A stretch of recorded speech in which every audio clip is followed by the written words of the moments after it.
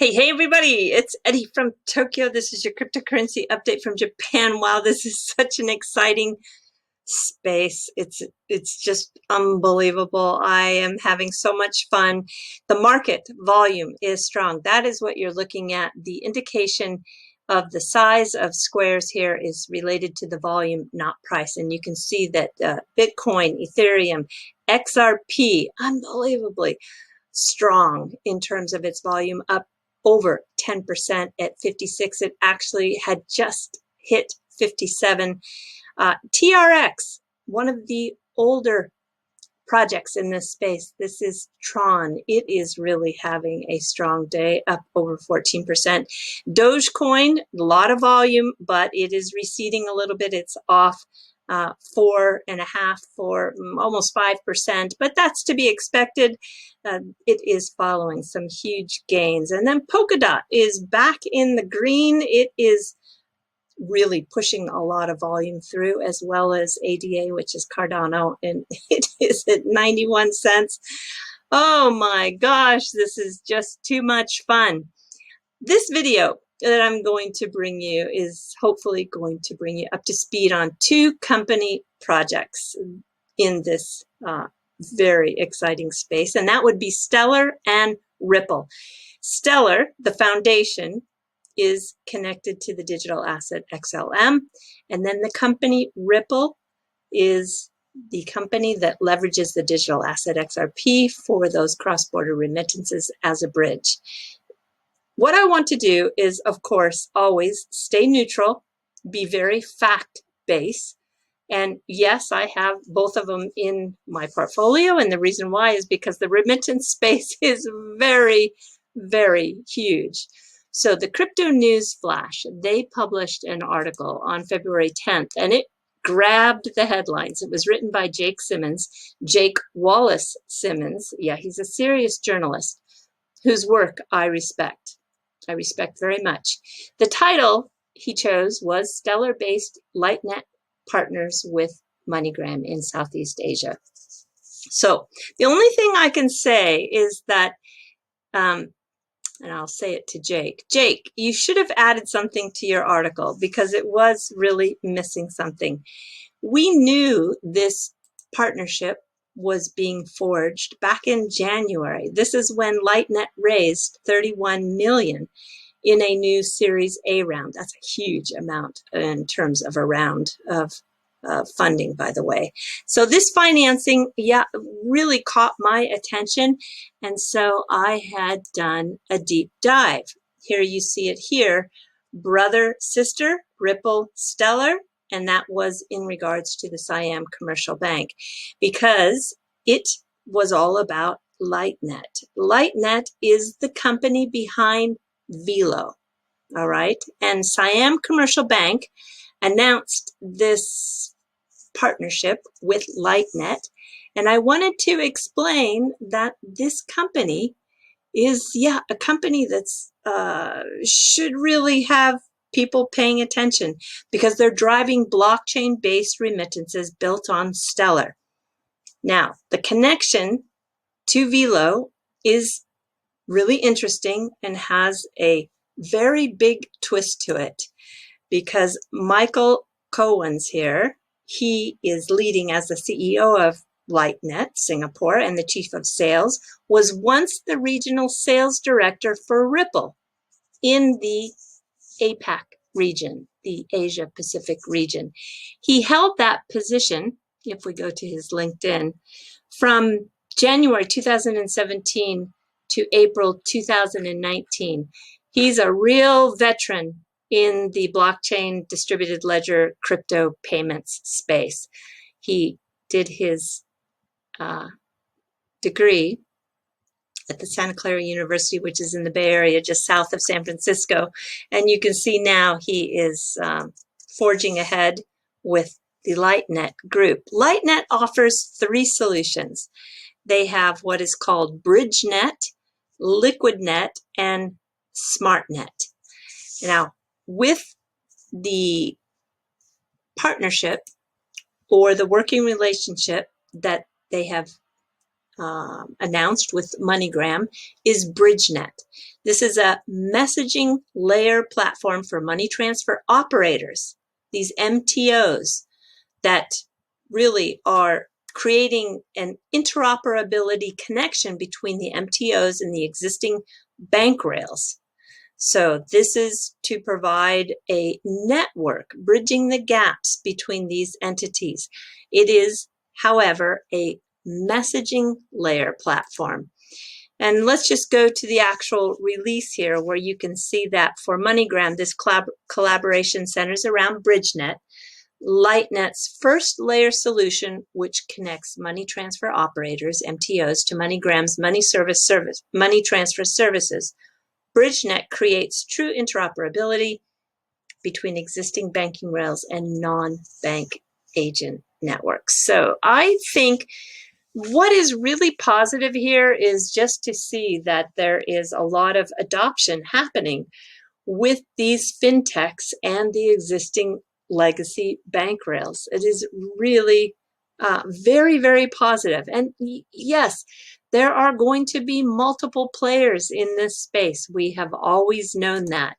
And keep in mind that for Lightnet, Jed McCaleb is an advisor. And this is also something that I had pointed out in that previous video.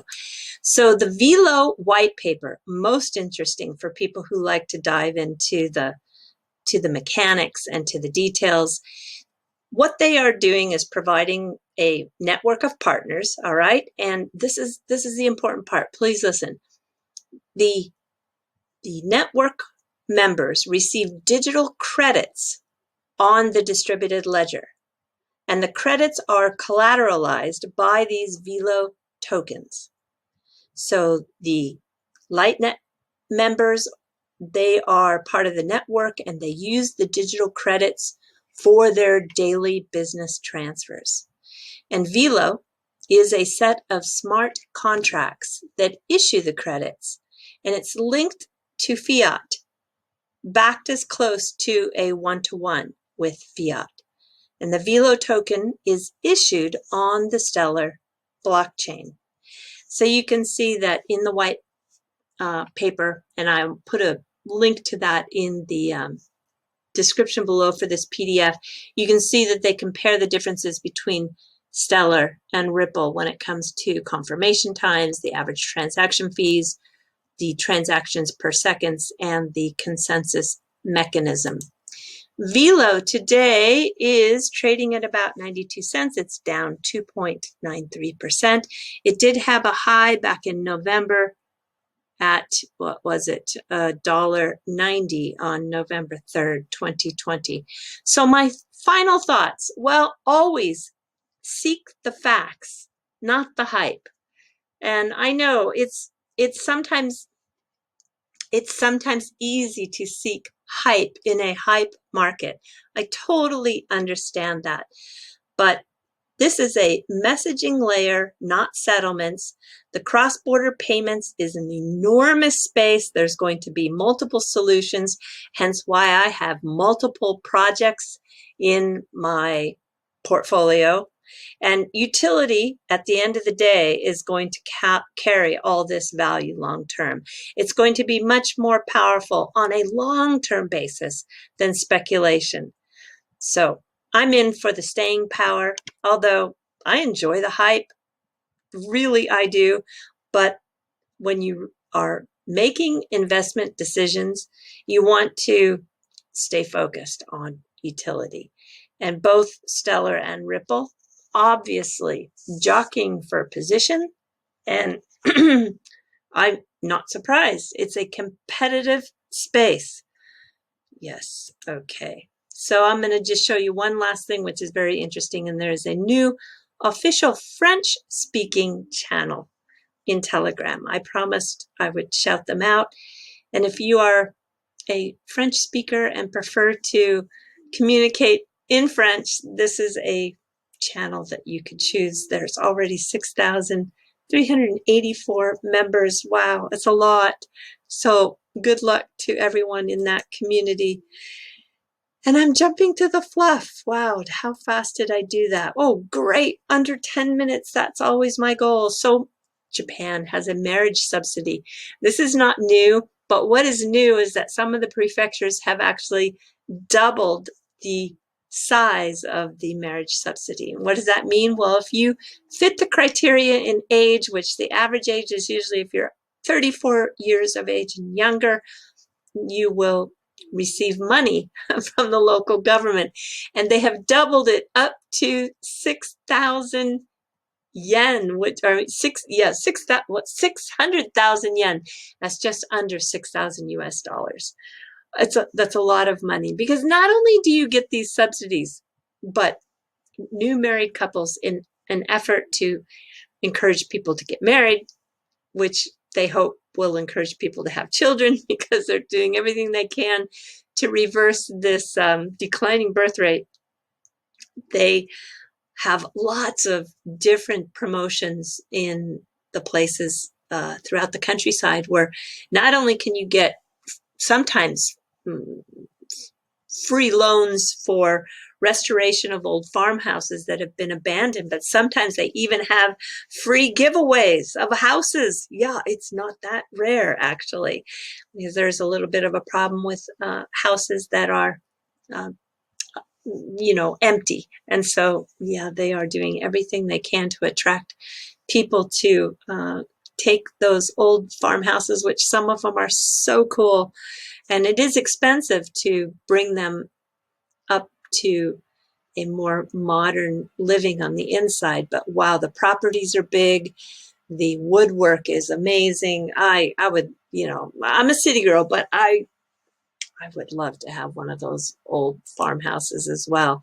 And the next little bit of information, this is so cool. This is Junichi Mitsubori. He's somebody who specializes in making confectionery treats, and he specializes in what's called wagashi. This is a Japanese traditional sweet, which is often served with matcha. That's the word used for the real green tea, and it is a sweet that's made from the red bean paste. It's all plant-based. It's been a favorite for more than 700 years in Japan, and you won't believe what he does.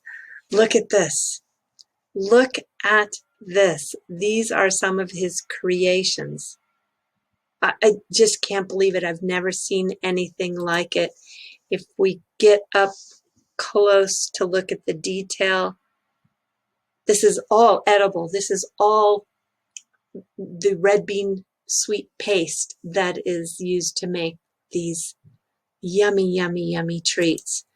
And his tools, he lays them out like a professional craftsman.